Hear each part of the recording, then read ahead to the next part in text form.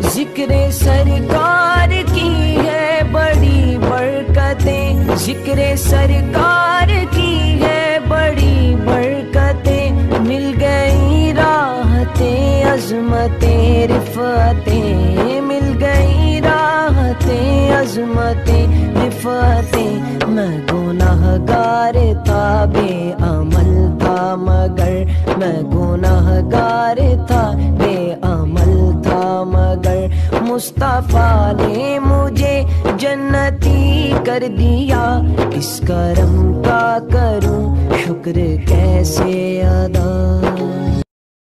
الحمدللہ رب العالمین والصلاة والسلام على سید الانبیاء والمرسلین وعلى آلہ واصحابہ اجمعین ومن تبعهم بإحسان إلى يوم الدين، أما بعد، قال الله تبارك وتعالى في القرآن المجيد والفرقان الحميد، أعوذ بالله من الشيطان الرجيم، بسم الله الرحمن الرحيم، والضحى والليل إذا سجى، صدق الله العظيم۔ قال الله تبارك وتعالى في شأن حبيبه صلى الله عليه وسلم، إن الله وملائكته يصلون على النبي يا أيها الذين آمنوا صلوا عليه وسلموا تسليما، اللهم صل وسلم وزد وبارك على حبيبك سيدنا ونبينا ومولانا محمد وعلى آله وأصحابه أجمعين۔ وأحسن منك لم ترى خط عيني، وأجمل منك لم تلد النساء، لا يمكن الثناء كما كان حقه بعد خدا بزرگ ہوئی قصہ مختصر۔ آنچ خوبا ہمادارن کی تنہا داری، عزیزان محترم، اس سے قبل آپ حضرات کے سامنے تسلسل کے ساتھ رسول پاک صلی اللہ علیہ وسلم کی سیرت مبارکہ کا تذکرہ کیا جا رہا تھا۔ اس سے قبل کی نشست میں یہ بات بتائی گئی تھی کہ 11 ہجری یعنی ہجرت کے 11ویں سال 12 ربیع الاول پیر کے دن ظہر کے وقت کا وقت شروع ہونے کے قریب یعنی زوال کے قریب رسول پاک صلی اللہ علیہ وسلم کا وصال ہوا۔ وصال کے ساتھ ہی آپ کے جانشین کا تصور کا مسئلہ پیدا ہو گیا، اور چنانچہ سیدنا ابوبکر اور عمر رضی اللہ تعالی عنہما کو جب یہ اطلاع ملی کہ صحیفہ بنی ساعدہ کے مقام پر صحابہ جمع ہیں اور خلافت کی بات چھڑ رہی ہے، تو یہ حضرات وہاں پر تشریف لے گئے معاملہ فرمی کے لیے۔ تو وہاں پر ایک جو لوگ موجود تھے انہوں نے بے اتفاق سیدنا ابوبکر صدیق رضی اللہ تعالیٰ عنہ کو خلیفہ مقرر کیا۔ یہ ایک خلافت پر آپ کی خلافت پر آپ کے خلیفہ اول ہونے پر یہ ایک جو ہے بیعت خاصہ یعنی ایک خاص بیعت تھی۔ پھر اس کے بعد 13 ربیع الاول منگل کے دن دوپہر میں مسجد نبوی میں ایک بیعت عامہ ہوئی، جس میں تمام صحابہ نے بھی اتفاق سیدنا ابوبکر صدیق رضی اللہ تعالیٰ عنہ کو سرکار کا جانشین اور خلیفہ اول کے طور پر منتخب کیا۔ پھر اس کے بعد صحابہ اکرام سرکار کو غسل دینے میں مصروف ہو گئے، اور آپ کو اسی لباس مبارک پر غسل دیا گیا جو آپ پہنے ہوئے تھے۔ پھر اس کے بعد آپ کو 3 یمنی چادروں میں کفن دیا گیا، اور آپ کی خبر مبارک جو ہے آپ کی نماز جنازہ کے بارے میں نے بتایا کہ 2 اخبار ہیں۔ ایک تو یہ کہ چھوٹی چھوٹی ٹکڑیوں کی شکل میں لوگ جاتے رہے اور درود و سلام پیش کرتے رہے اور آگے بڑھتے رہے، اور ایک چھوٹی چھوٹی ٹکڑیوں میں کی شکل میں جا کر تنہا طور پر نماز جنازہ کہنے پڑتے نہ رہے، نہ اس میں کوئی امام کا نہ کوئی مختلف۔ تو بہرحال اس کے بعد نماز جنازہ کے بعد تدفین کی بات آئی، قبر کھودنے کی بات آئی، تو قبر آپ کی قبر مبارک جو ہے نا لحد کے طور پر کھود گئی، اور پھر اس کے بعد اسی مقام پر کھود گئی جہاں آپ کا وصال ہوا تھا، اور وہ مقام تھا بی بی عائشہ صدیقہ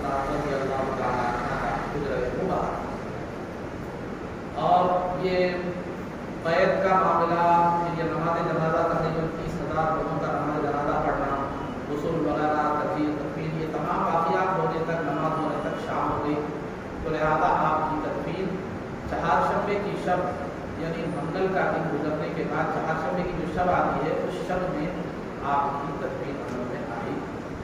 ये चंद बातें थी जो साबित में आप अल्लाह के सामने बयान की थी। तो आमतौर पर सीरत मुबारका के हवाले से यहाँ तक पैदाइश से लेकर यहाँ तक के हालात जो है बयान किए जाते हैं और सीरत की तारीफ भी वही है कि सरकार की विलादत से लेकर जो है वफात तक के हालात जो होते हैं इसकी दुनिया से पर्दा फरमाने तक के जो हालात हैं उसको सीरत कहा जाता है। सीरत की तारीफ भी वही है। लेकिन अहमद ने यह मुनासिब समझा कि सीरत के इस उन्वान के तहत रसूल पाक सल्लल्लाहु अलैहि वसल्लम की ज़िंदगी के हालात के साथ साथ आपके ज़ाती हालात, आपके हुलिया मुबारक का भी जो तज़किरा किया जाए, आपके शमाइल को भी क्या किया जाए, बयान किया जाए। फिर उसके बाद ज़िंदगी तो सरकार की ऐसी थी कि 63 साल ज़िंदगी सारी इंसानियत के लिए दुनिया के रहते दुनिया तक के लिए नमूना थी।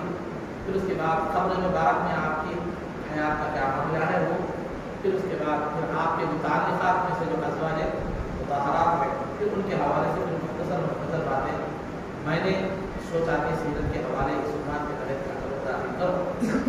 चुनांचे आज मैंने अपनी गुफ्तगू का जो उन्वान बनाया है वो है रसूल पाक सल्लल्लाहु अलैहि वसल्लम के शमाइल, यानी आपका हुलिया मुबारक और आपकी जो है हुस्न जमाल।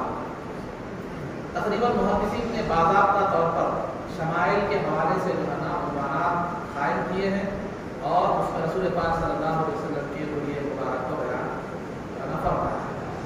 खासतौर पर इमाम तिरमिज़ी रहमतुल्लाह तआला ने जो सियासत की किताब है तिरमिज़ी, उसमें इमाम तिरमिज़ी रहमतुल्लाह तआला ने अपनी किताब के आखिर में शमाइल तिरमिज़ी के हवाले से तकरीबन 400 अहादीस का जिक्र करते हैं, जिसमें रसूल पाक सल्लल्लाहु अलैहि वसल्लम का हुलिया मुबारक चलना, आपका लिबास वगैरह मुख्तलिफ जो है ना आपसे मुताल्लिक़ा चीज़ें मैं आपके हुलिया मुबारक को बयान फरमाया, आपके हुस्न जमाल को। लेकिन मैंने मुख्तसरन सरकार के हुलिया मुबारक के लिए सब अहादीस का जो है किया है उसको इख्तिसार के साथ बयान किया जाएगा और तफसीलात बहुत है, लेकिन तबर्रुकन मैं चंद बातें आप हज़रात के सामने सरकार के हुलिये के हवाले से बयान करूँगा। अज़ीज़ान मोहतरम, हुलिये मुबारक सरकार का जो बयान किया वो सहाबा इकराम रज़ियल्लाहु ताला अन्हुम ने बयान किया कि सरकार का चेहरा मुबारक कैसा था, आँखें कैसी थी, नाक कैसी थी, दंदान मुबारक कैसे थे, फुला जुल्फ़ें कैसी थी, ये सब। और चुनाचे सरकार के हुलिये को बयान करना ये सहाबा की सुन्नत है, ये सहाबा की सुन्नत है। और मुहद्दिसीन ने ख़ास तौर पर उन अहादीस के लिए एक अलहदा बाब शामिल किया, तो ये उससे उसकी अहमियत मुहद्दिसीन के पास क्या होती है मालूम जो है ना होती है। जिस तरह सरकार की अखबार मुबारका, सीरत मुबारका अहमियत की हामिल है, उसी तरह सरकार के हुलिये मुबारक को सुनना भी ये भी क्या है बहुत अहमियत का हामिल। सहाबा इकराम जब ये हुलिये को सरकार के बयान फरमाते, हाँ वो बरा इब्न आज़िब रज़ियल्लाहु ताला अन्हु को आप लीजिए या सैयदना अली मुर्तज़ा रज़ियल्लाहु ताला अन्हु को लीजिए, इन हज़रात ने सरकार के हुलिये को बयान करने के बाद आखिर में जो बात फरमाई वो ये है कि मा रअयतु शैअन क़त्तु अहसन मिन्हु। ये बरा इब्न आज़िब रज़ियल्लाहु ताला अन्हु है कि खुदा की कसम मैंने सरकार से ज़्यादा हसीन किसी चीज़ को नहीं, किसी आदमी को नहीं, कोई चीज़ कायनात की कोई चीज़ सरकार से ज़्यादा हसीन नहीं है, बल्कि चाँद भी नहीं।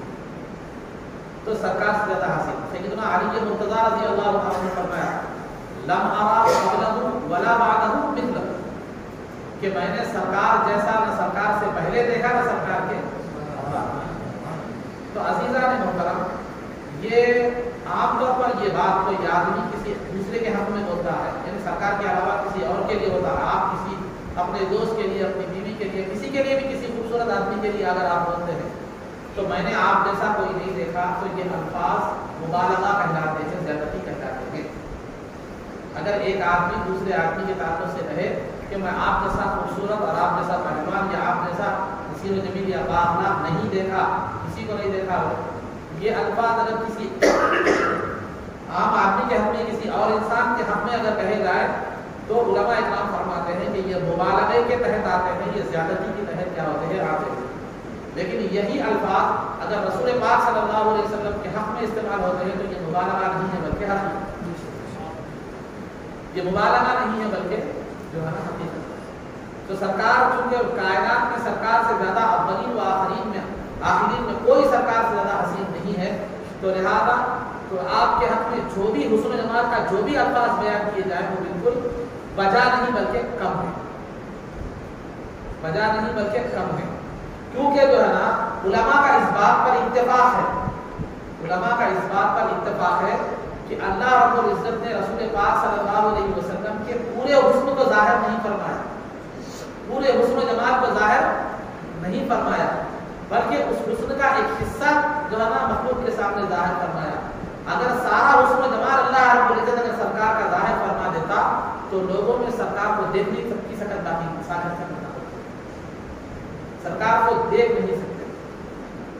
چنانچہ اسی مفہوم کی طرف اشارہ کرتے ہوئے کہا علامہ امام بوصیری رحمۃ اللہ تعالی علیہ فرماتے ہیں کہ لو ناسبت آیاتہ قدرہ احیسمہ حین یدعا دار سرمن، اگر سرکار کے معجزات سرکار کی شان کے مطابق ہوتے تو کوئی بھی آدمی جا کر سرکار کا نام لے کر اگر مردے سے کہتا کہ اٹھ جا تو اٹھ جاتا۔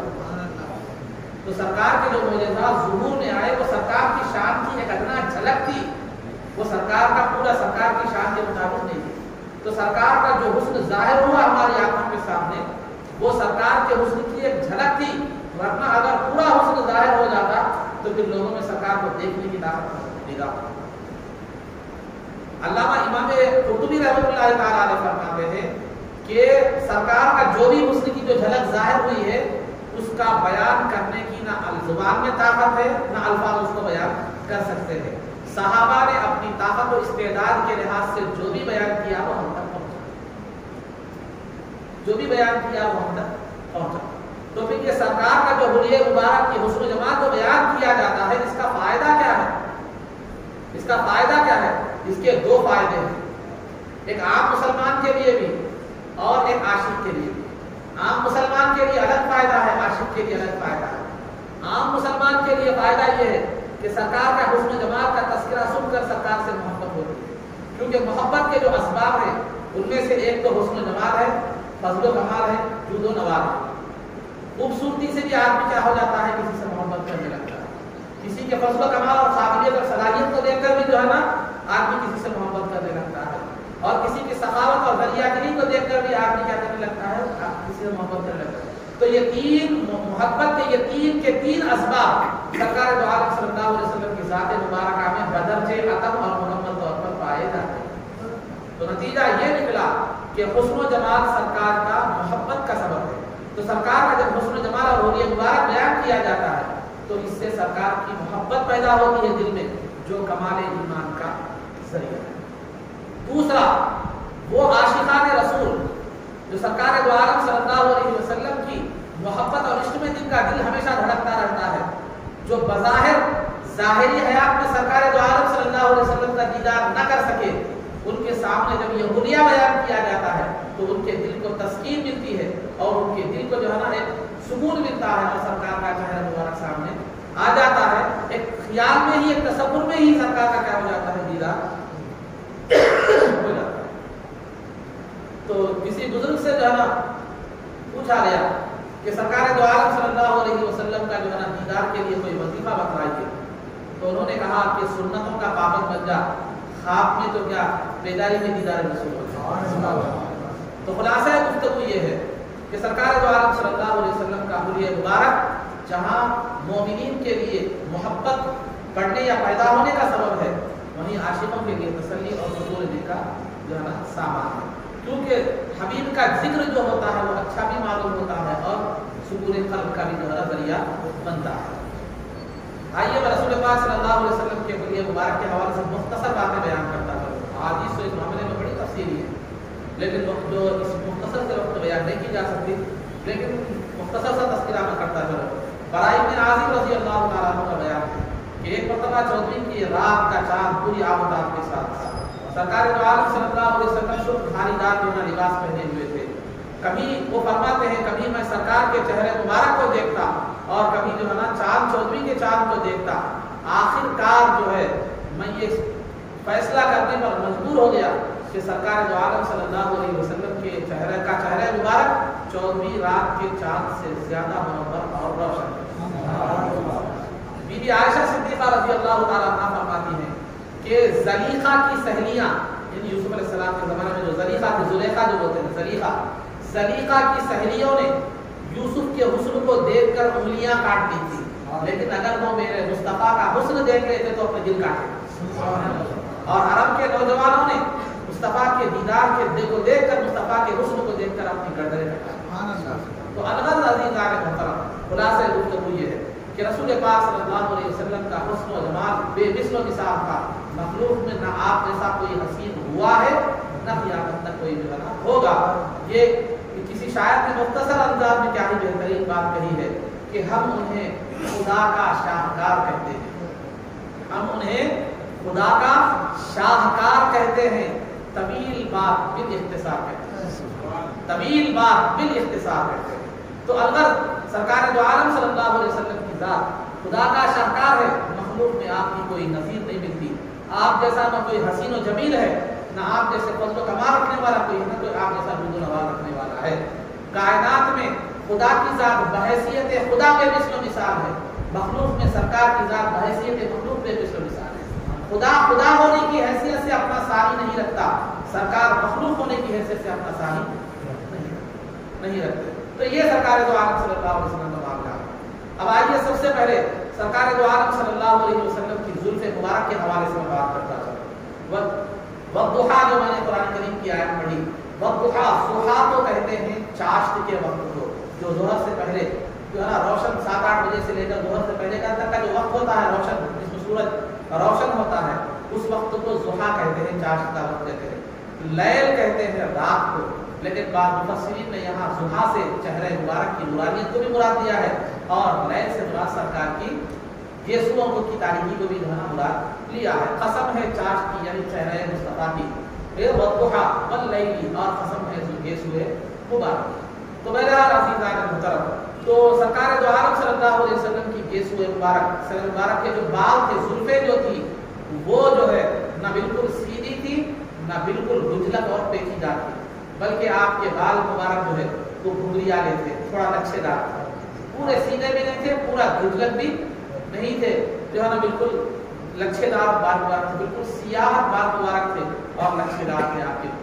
اور زلفوں کی جو لمبائی تھی، بعض روایتوں میں کانوں کی لولکیوں تک بتایا گیا ہے، بعض روایتوں میں موڑوں تک بتایا گیا ہے۔ علماء نے اس درمیان تدبیر یہ کی ہے کہ عام طور پر تو زلف مبارک کان کی لولکیوں تک ہوتی، لیکن کبھی دین کی تبلیغ اور خدمت، دین کو پھیلانے کے معاملے میں اس جانب توجہ نہ ہوتی تو کبھی موڑوں تک بھی چلے جائے۔ تو بہرحال تو سرکار دو عالم صلی اللہ علیہ وسلم کی زلف مبارک، اب جہاں یہ لمبائی کانوں کی لولکیوں تک یا جو ہے نا موڑوں تک کیا ہے معلوم ہے شانوں تک آیا جو ہے نا کرتی تھی، یہ زلف مبارک کا معاملہ تھا۔ اور زلف مبارک نہ بالکل سیدھے تھے نہ بالکل پیچیدہ تھے، بلکہ گھنگریالے بال کاٹتے تھے۔ جہاں تک مانگ نکالنے کا معاملہ ہے، ابتدائی وقت میں سرکار دو عالم صلی اللہ علیہ وسلم اپنے بالوں میں مانگ نہیں نکالا کرتے، لیکن بعد میں جو ہے نا سرکار دو عالم صلی اللہ علیہ وسلم کا معاملہ معمول یہ ہو گیا تھا کہ اگر بال جمے ہوئے ہوتے تو مانگ نہیں نکالتے تھے، اور بال جمے ہوئے نہ ہوتے، بکھرے ہوئے ہوتے، ضرورت ہوتی اور کنگھی میسر ہوتی تو مانگ بھی نکال دیا کرتے۔ اب ہمارے لیے حکم یہ ہے سرکار جو مانگ نکالنے کے معاملے میں کہ مانگ درمیان سے نکالیں گے، اور دوسرا بات یہ ہے کہ بال بلا ضرورت کنگھی کرنے سے بھی سرکار بھی منع کرتا ہے۔ نہیں، ضرورت کے ساتھ ہے تو پھر آپ سرکار جو عالم صلی اللہ علیہ وسلم نے اس عمل سے یہ بھی ثابت ہے کہ کبھی کوئی مہمان ملنے کے لیے آتے، کوئی وفد ملنے کے لیے آتا تو پانی وغیرہ میں پانی ہوتا تو اس میں دیکھ کر آپ کیا ہے اپنے بال درست فرمایا۔ تو اس سے یہ بات ثابت ہوتی ہے کہ سرکار کبھی کسی کوئی ملنے کے لیے آ جائے یا کسی محفل میں جائے یا ضرورت ہو ایسی پیش آ جائے تو آپ کیا ہے کنگھی کر سکتے ہیں، اس میں کوئی قید نہیں ہے، لیکن بلا ضرورت ہمیشہ کنگھی لے کر آئینے کے سامنے کھڑے رہنا، آئینے کے سامنے جو ہے نا بالوں کو سنوارتے رہنا، اس میں اوقات گزاری سے سرکار کو کہا یہ بات ہے۔ ہمیشہ ہیئر اسٹائل پر دے کر سامنے وغیرہ، ہاں کوئی آ رہے ہیں ملنے، بال بکھرے ہوئے سوارنے، اس میں اجازت ہے، علماء کی اس میں اجازت ہے، لیکن بلا ضرورت خالی آئینے کے سامنے کھڑے رہ کر ہمیشہ بالوں کو جو ہے نا کنگھی کرتے رہے، اس کو سنوارتے رہے، اپنے ہیئر اسٹائل کو دیکھتے رہے، یہ شریعت میں پسندیدہ نہیں ہے مرداتی کے لیے۔ تو یہ زلفوں کا معاملہ تھا سرکار دو عالم صلی اللہ علیہ وسلم کی زلفوں کا۔ اب رہا تک جہاں تک چہرے مبارک کی شکل کا معاملہ آتا ہے، چہرے مبارک کی شکل، سرکار دو عالم صلی اللہ علیہ وسلم بھی جو ہے نا کہ چہرے مبارک جو ہے نا بالکل نہ بالکل گول تھا نہ بالکل لمبا تھا، بلکہ گول کے ساتھ ساتھ ہلکا لمبائی کی طرف مائل تھا سرکار، بالکل گول بھی نہیں تھا اور بالکل لمبا بھی نہیں تھا، بلکہ گولائی کے ساتھ ساتھ ہلکا لمبائی کی طرف جو ہے سرکار دو عالم صلی اللہ علیہ وسلم کا چہرہ مبارک ہے. ایک صاحب نے ایک صحابی رسول کے سامنے ذکر کیا کہ سرکار دو عالم صلی اللہ علیہ وسلم کا چہرہ مبارک تلوار کی طرح چمکتا ہے. تو صحابی نے فوراً کہا تلوار کی طرح نہیں چاند تلوار کی طرح نہیں بلکہ چاند کی طرح. کیوں چاند کی طرح کیوں فرمایا؟ تلوار میں بھی چمک ہوتی ہے. تو تلوار کی چمک جو ہے نا یہ اس کی سفیدی ہوتی ہے, یہ سفیدی ہوتی ہے, اور تلوار لمبی ہوتی ہے. سرکار کا چہرہ مبارک لمبا نہیں تھا. دوسرا تلوار کی جو ہوتی کے اندر جو ہوتی ہے وہ چمک ہوتی ہے, نورانیت نہیں ہوتی. تو چاند سے تشبیہ دے کر بتایا کہ سرکار کا چہرہ مبارک چاند کی طرح گول تھا. گول پورا چاند کی طرح نہیں مگر چاند کے مثل تھا, تھوڑی سی ہلکی سی لمبائی تھی اور چمک نہیں تھی چہرے میں, نورانیت تھی. تو سرکار دو عالم صلی اللہ علیہ وسلم کا چہرہ مبارک گول تھا اور ہلکا سا لمبائی کی طرف مائل. رنگ بالکل سفید چونے کی طرح نہیں تھا بلکہ سفیدی میں لالی کی طرف مائل تھا, اور پورا سانولا بھی نہیں تھا. رنگ سانولا بھی نہیں تھا, پورا چونے کی طرح سفید بھی نہیں تھا بلکہ سفیدی میں لالی کی طرف جو ہے مائل تھا. اور جس کو ملاحت کہتے ہیں, جس کو کیا کہتے ہیں عربی میں ملاحت. اب ہمارے پاس جو ہے نا دہقانی زبان میں اگر اس کو دیکھا جائے تو دیکھو ان کے چہرے پہ کتنا نمک ہے, اور جاذبیت اٹریکٹیو جیسا ہوتا ہے. میں سمجھتا ہوں غالباً میں سرکار کے حق میں یہ الفاظ صحیح طور پر اس کا حق ادا کر سک رہا ہوں یا نہیں معلوم, مگر جاذبیت ایسی خوبصورتی کہ بالکل سفید چونے کی طرح بھی نہیں یا بالکل کالے اور سولے بھی نہیں بلکہ سفیدی کے ساتھ ساتھ چہرے مبارک میں لالی تھی. کبھی جو ہے نا حدیث میں آتا ہے کبھی چہرے مبارک کبھی جلال میں آ جاتے تو گالے مبارک ایسے لال ہو جاتے جیسے انار کے دانے ہوتے. اور کبھی جو ہے نا خوش ہو جاتے تو یا جو ہے نا خبر کے الفاظ آتے ہیں کہ سرکار دو عالم صلی اللہ علیہ وسلم کبھی مسکرا دیتے تو چہرے پر جو چمک آتی تو ایسا معلوم ہوتا تھا کہ جو ہے چاند کی طرح چمکتا تھا, چاند کی طرح جو ہے نا چہرہ چمکتا تھا. اور یہ چاند سے تشبیہ دینا سرکار کے چہرے کو یہ ہمارے سمجھنے کے لیے ہے, ورنہ اگر صحیح دیکھا جائے تو سرکار کے چہرے کو چاند سے تشبیہ دینا بھی یہ خوبصورتی کی توہین ہے. یہ مبالغہ آرائی کی بات نہیں کر رہا, یہ ہماری قصور فہمی کم فہمی ہم نہیں سمجھ سکتے صحیح طور پر, تو یہ ہمیں سمجھنے کے لیے ہے. کیونکہ عام طور پر جو تشبیہ دی جاتی ہے وہ اپنے سے اعلیٰ چیز کی دی جاتی ہے, اپنے سے کم تر چیز کی تشبیہ نہیں دی جاتی. اگر آپ کو کوئی بہادری میں تشبیہ دینا ہے, اگر آپ کو میں بہادر بتانا چاہ رہا ہوں میں آپ کو, تو آپ کو کیا بتا ہوں پہلوان کہتا ہوں, اچھا پہلوان نہیں کہتا. آپ کو بہادر بتانا ہے تو آپ سے جو زیادہ طاقتور ہے, جو زیادہ بہادر ہے اس کی طرف کیا کرتا ہوں میں تشبیہ دیتا ہوں, اس کے جیسا آپ کو کیا کرتا ہوں تو بتاتا ہوں. تو ہمیشہ ایک چیز کو دوسری چیز جیسا بتاتے ہیں تو وہ دوسری چیز اس سے بڑی ہوتی ہے, لیکن سرکار کے چہرے سے کیا ہے چاند کمتر ہے. اس کو تشبیہ مخلوق کہتے ہیں, الٹی تشبیہ. الٹی کا مطلب ویسی سرکار سے عظیم ترین چیز تو کوئی تھی ہی نہیں. اب سمجھانا بھی ضروری ہے تو کیا کرتی ہے چاند سے تشبیہ دے دی, اگرچہ کہ یہ الٹی تشبیہ ہے کہ سرکار کے چہرے کے مناسبت نہیں رکھتی لیکن ہمیں سمجھانے کے لیے, اور دوسرا چہرے سے زیادہ منور کوئی چیز موجود کائنات میں نہیں ہے, اسی لیے وہ تشبیہ کی. یہ سمجھے تو سرکار کا چہرہ مبارک کی جو شکل تھی وہ چاند کی طرح گول اور لمبائی کی طرف ہلکا سا مائل تھی. اور چہرے مبارک میں احادیث میں یہاں تک آتا ہے کہ سرکار جب ایسا معلوم ہوتا تھا آپ کے چہرے کو دیکھ کر کہ سورج آپ کے چہرے میں چل رہا ہے. کمرے میں تاریکی میں چلے جاتے, چراغ بجھ جاتا تو سرکار کے چہرے کی نورانیت کو دیکھ کر سوئی ڈھونڈ لی جاتی تھی. تو یہ چہرے مبارک کا معاملہ تھا. سرکار کی جو بھویں تھی, بھویں جس کو سرکار کی ابرو جس کو کہتے ہیں, ابرو بولیے یا بھویں بولیے, تو سرکار کی جو بھویں تھی وہ بالکل باریک تھی لیکن بال گھنے تھے. بھویں باریک تھی لیکن بال گھنے تھے اور خمدار تھی ایسی بھور, اور دونوں کے درمیان الگ الگ چیزیں ملی بھی نہیں تھی. یہ بھووں کا معاملہ. اور دوسرا سرکار کی آنکھیں, سرکار دو عالم صلی اللہ علیہ وسلم کی آنکھ کی جو پتلیاں تھی وہ بالکل سیاہ تھی, اور اطراف کا جو دائرہ تھا سفید تھا لیکن اس میں لال رنگوں کے ڈورے تھے.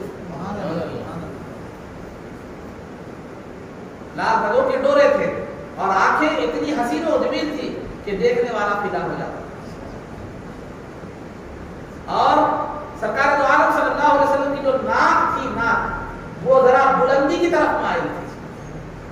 कोई आदमी देखता तो नूरानियत और रोशनी की वजह से, चमकदारी की वजह से और ज्यादा बुलंद मालूम होती थी, लेकिन हकीकत में वो थोड़ी सी बुलंदी की तरफ माइल थी और चमकती थी नाक और नूरानियत से नूर जाना निकलता था।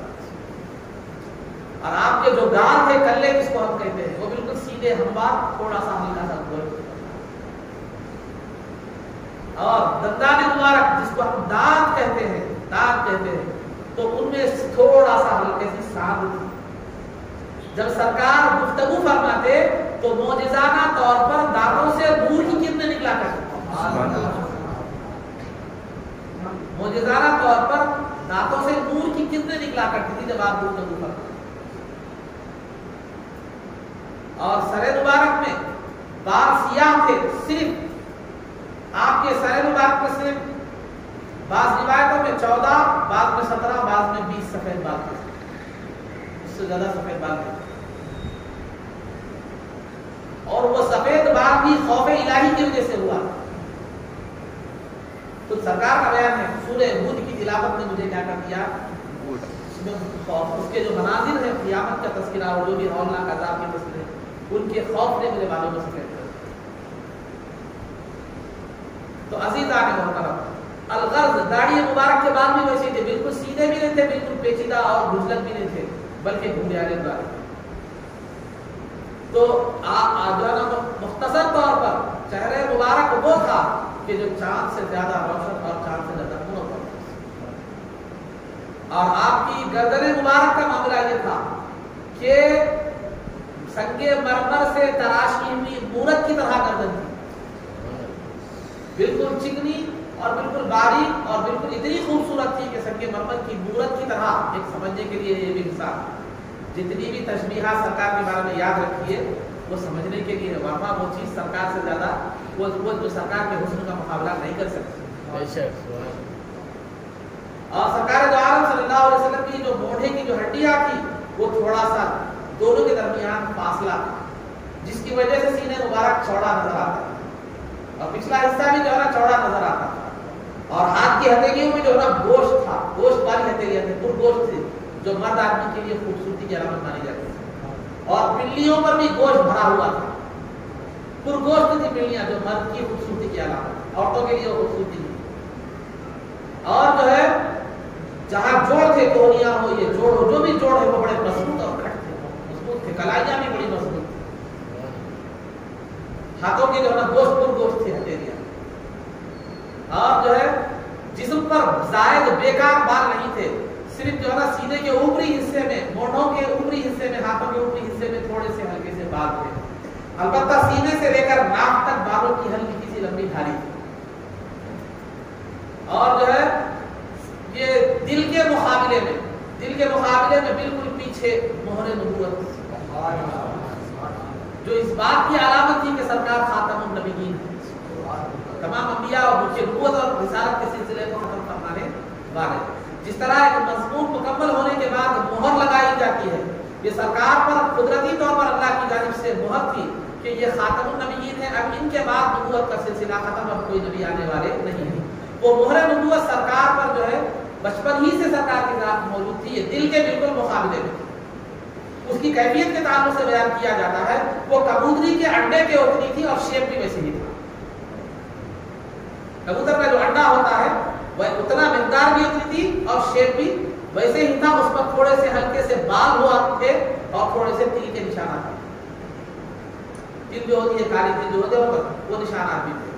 और यहूद और नसारा और दीगर जो है ना लोग कौम सरकार को मोहर नबूवत से देकर पहचान करते थे। उनकी किताबों में मोहर नबूवत का तस्करा मौजूद, और मोहर नबूवत दिल के मुकाबले में पीछे लगाई गई थी।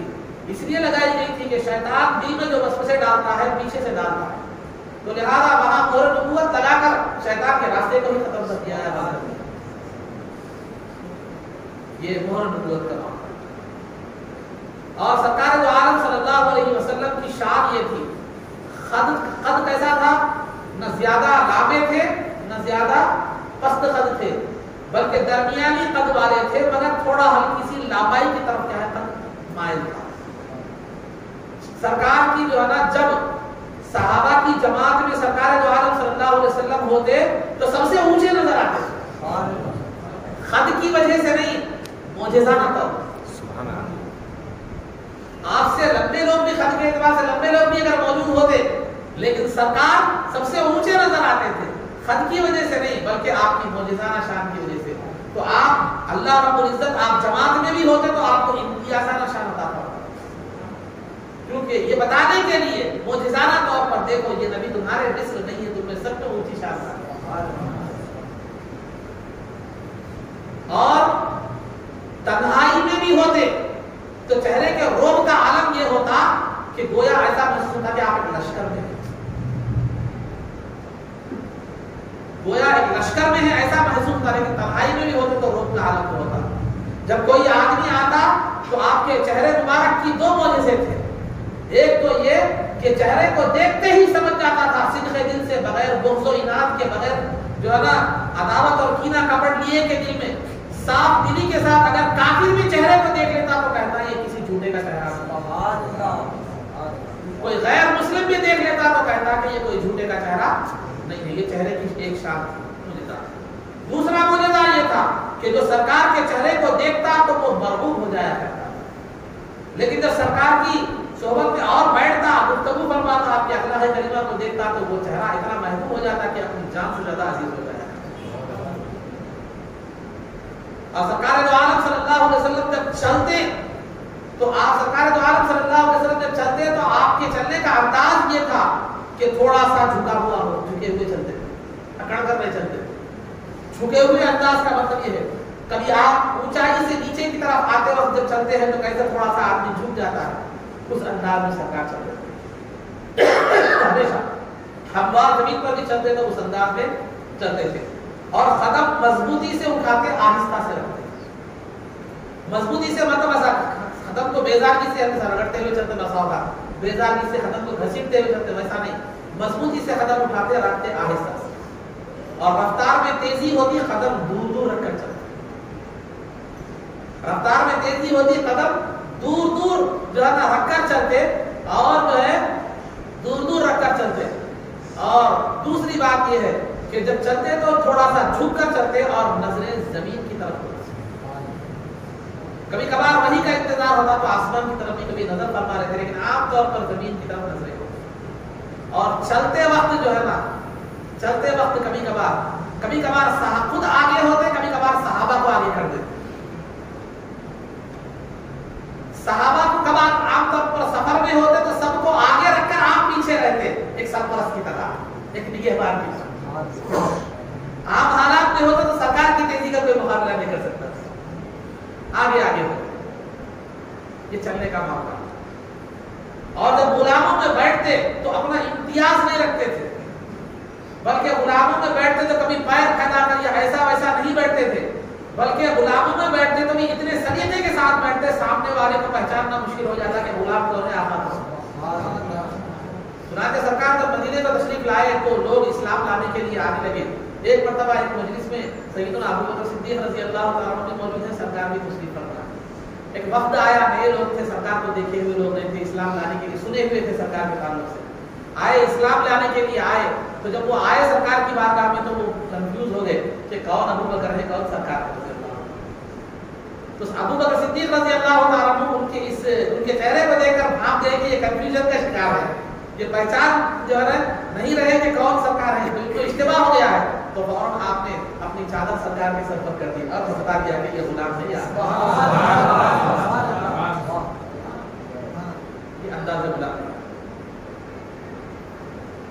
یہ انداز اگر ہم دیکھیں، آپ یہ ایسے سینکڑوں مثالیں سرکار کی صحابہ کی زندگی میں، لیکن یہ باب آج پورے طور پر ختم کر دیا گیا۔ یہی وہ چیزیں تھیں جو ایمان کی حرارت محبت پیدا کرنے کا سبب، لیکن سیرت کے حوالے سے جب بھی بیان کیا جاتا ہے عام طور پر سرکار کی مظلومیت کو، سرکار کیا تکلیف اٹھائے، کیا وہ کرے، سرکار کی مختاریت کو کبھی بیان نہیں کیا جاتا، صحابہ کی واجحانہ کیفیت کو عام طور پر بیان نہیں کیا جاتا، سرکار کی سے محبت صحابہ کی وہ بیان نہیں کیا جاتا۔ یہ بھی بیان کرنا چاہیے، ہر چیز بیان کرنا چاہیے۔ یہ بھی معلوم ہو جب ہم سرکار کی مظلومیت کو دیکھیں گے، سرکار کی مختاریت کو دیکھیں گے، تو صاحب اختیار ذات ہونے کے باوجود بھی اسلام کی خاطر کیسے جو ہے نا اس ظلم کو برداشت کیے. کیوں؟ اس لیے کہ یہ ہمارے لیے نمونہ رکھتا ہے اور ہمارے اندر دین کی قدر ہو. تو الغرض عزیزان محترم، یہ بیٹھک میں معاملہ ہے. جہاں تک لباس کا معاملہ تھا، سرکار دو عالم صلی اللہ علیہ وسلم کو سفید لباس پسند تھا اور عام طور پر عوامہ بھی سفید باندھا کرتے. جب جو ہے نا سرکار دو عالم صلی اللہ علیہ وسلم ہجرت کر کے مکہ مکرمہ سے مدینہ منورہ تشریف لا رہے تھے تو 100 اونٹوں کا انعام تھا سرکار کو زندہ نعوذ باللہ جو نا وفات کی حالت میں پکڑنے کے لیے 100 اونٹوں کا انعام تھا. تو بریدہ اسلمی 70 لوگوں کو لے کر نکلے تھے سرکار کو نعوذ باللہ شہید کرنے کے ارادے سے، جس کا تذکرہ پیچھے آپ ممکن ہے پیچھے سنے ہوں گے. تو آئے پھر وہ ایمان لائے. ایمان لانے کے بعد جب مکہ مکرمہ مدینہ منورہ میں داخل ہونے لگے تو بریدہ اسلمی رضی اللہ تعالیٰ نے عرض کی کہ یا رسول اللہ، ہم جب مدینے میں داخل ہوں تو ہمارے ساتھ ایک جھنڈا ہونا چاہیے. تو سرکار جب مدینے میں داخل ہوئے تو ہو رہے تھے تو اپنا امامہ مبارک اتار کر دیے بریدہ اسلمی کو، تو انہوں نے نیزے پر باندھا اور وہ امامہ مبارک سفید. اور جمعہ کے دن سرکار جو ہے نا سیاہ امامہ مبارک باندھا، سفید لباس کو زیادہ پسند فرماتے تھے. تو احادیث میں ترمذی وغیرہ میں کتاب اللباس میں بھی جو ہے نا یہ الفاظ موجود ہے کہ تم اپنے مردوں کو بھی سفید کپڑے میں دفن دو اور اپنے لیے بھی سفید لباس کا کرو انتخاب جو ہے نا کیا. اور لباس میں تہبندی آپ جو ہے نا پہنتے تھے، لیکن کرتا بہت زیادہ پسند تھا. کرتا بہت زیادہ پسند تھا. کرتے کی کیفیت کیا تھی کہ آستینیں جو ہے نا یہ پہنچوں تک تھی اور جو ہے نا جو لباس کرتے کی نیچائی جو تھی وہ ٹخنوں کے اوپر ہوتی. یہ جھوٹے کے ٹائپ کا جو ہے نا کرتا ہوا کرتا، یہ پسند فرماتے تھے. وجہ اس کی کئی تھی. وجہ اس کی ایک وجہ یہ بھی تھی کہ وہ ڈھیلا ڈھالا ہوتا تھا. علماء کرام نے اس کی مختلف وجہ بتلائی ہے. محدثین ڈھیلا ڈھالا تھا، سینے میں بھی آسانی ہوتی تھی. پھر دوسرا جو ہے نا جسم پر بھی ہلکا محسوس ہوتا تھا وغیرہ وغیرہ. تو کرتوں کے ساتھ ساتھ آپ چادریں بھی جو ہے نا استعمال فرماتے تھے. اور چادروں میں عام طور پر جو ہے نا مختلف رنگ کی بھی چادریں ہوتی، لیکن ہرے رنگ کی چادریں زیادہ آپ انتخاب فرماتے کیونکہ سرکار کو جو ہے نا پسندیدہ رنگ جو تھا وہ ہرا تھا. طبرانی کی جو روایت ہے کہ احب الالوان الیہ الخضر، کہ آپ کا پسندیدہ رنگ جو تھا وہ جو ہے ہرا رنگ. تو ہری چادر آپ طور پہ فرمایا کرتے تھے. چادروں میں ہری چادر کا انتخاب فرمایا. اور اس وجہ سے بھی کہ جنتی لباس جو ہوگا وہ کیا ہے معلوم ہے، ہرا لباس. جیسے قرآن میں یلبسون من سندس خضر، کہ جنت میں جنتی ہرا ریشمی لباس ہوگا. جب سیدنا علی ہجرت کے وقت جب سیدنا علی مرتضیٰ رضی اللہ عنہ کو اپنے بستر مبارک پر سلا کر گئے تھے، اس وقت جو سرکار نے اپنی چادر علی رضی اللہ عنہ کو اڑائی تھی وہ بھی ہرے رنگ کی. تو یہ سرکار جو عالم صلی اللہ علیہ وسلم کے بریہ مبارک کا آپ نے انگوٹھی بھی جو ہے نا استعمال فرمائی. ابتدا میں آپ نے انگوٹھی استعمال نہیں فرمائی. آپ کی انگوٹھی کے استعمال کا آغاز کے حوالے سے جو روایتیں ملتی ہیں وہ 6 یا 7 ہجری سے ملتی ہیں. ہجرت کے 6 اور 7 یہ انگوٹھی استعمال فرماتے تھے. اس کی انگوٹھی کے استعمال کو آپ نے جو شروع فرمایا اس کی وجہ یہ بتائی گئی ہے کہ 6 ہجری کے بعد سرکار دو عالم صلی اللہ علیہ وسلم نے 6 اور 7 ہجری میں تمام بادشاہوں کو خطوط لکھے تھے. تو وہ بادشاہ جو ہے عرب کے علاقے کے بھی تھے، عرب سے علاوہ عجم کے علاقے کے بھی تھے. تو عجم کے علاقے کے جو بادشاہ تھے ان کے پاس ایک رواج تھا. کیا تھا؟ وہ کسی کے بھی خط کو بغیر مہر کے تسلیم نہیں کرتے. تو لہٰذا سرکار دو عالم صلی اللہ علیہ وسلم نے اس دینی ضرورت کے لیے انگوٹھی کا استعمال شروع کیا. اور آپ نے انگوٹھی چاندی کی انگوٹھی پہنتے تھے اور اس میں انگوٹھی میں ایک اسٹامپ کے طور پر جو عبارت تھی، اسٹامپ کی جو عبارت ہوتی ہے عام طور پر، تو وہ اس کی جو عبارت تھی 3 سطریں تھی. اوپر کی سطر میں محمد تھا، نیچے کی سطر میں رسول اور تیسری سطر میں جو ہے اللہ، محمد رسول اللہ. پہلی سطر میں محمد، دوسری سطر میں رسول اور تیسری سطر میں اللہ.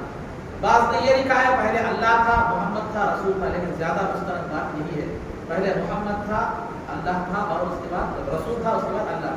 یہی عبارت مہر نبوت میں بھی لکھی ہوئی تھی جو پیٹ پر تھی، محمد الرسول اللہ. اس تعلق سے 2 روایتیں ملتی ہیں مہر نبوت کے تعلق سے. ایک تو یہ کہ محمد الرسول اللہ لکھا ہوا تھا قدرتی طور پر. دوسرا یہ کہ صرف انتر منصور، یہ الفاظ بھی تھے، آپ جہاں جائیے آپ کی مدد کی جائے. تو بہرحال عزیزان محترم، یہ سرکار جو عالم صلی اللہ علیہ وسلم کی انگوٹھی کا استعمال. تو آپ نے حبشی نگینہ ہوتا تھا، حبشی نگینہ वो आपने इस्तेमाल फरमाया और चांदी की अंगूठी इस्तेमाल फरमाते थे। अब ये तो अंगूठी बतौर मोहर के भी इस्तेमाल फरमाते थे, कभी बगैर मोहर के भी बगैर खाली सादे अंदाज में भी अंगूठी क्या करते थे, आप इस्तेमाल फरमा सकते थे। लिहाजा अंगूठी इस्तेमाल करना एक मुस्तहब है। अब आज मर्दों के लिए जो है ना चांदी की अंगूठी बनाने की इजाज़त है, लेकिन उसके लिए दो शराइत हैं। एक से पहले एक तो बात ये है कि वो 4 ग्राम की अंगूठी हो, 4 ग्राम से ज़ायद न हो चांदी, उसके अंगूठी में 4 ग्राम से ज़ायद चांदी न हो। और दूसरा जो है 1 कंकर होना चाहिए, 1 से ज़ायद कंकर। 4 ग्राम से ज्यादा चांदी नहीं हो तो अंगूठी पहननी जायज नहीं है। और एक कंकर से ज्यादा, 4 ग्राम तो चांदी है लेकिन कंकर वाला 4-5 कंकर रहते हैं, वैसा भी जायज नहीं। 1 कंकर 4 ग्राम चांदी के साथ इजाजत है, मुस्तहब जरूरी।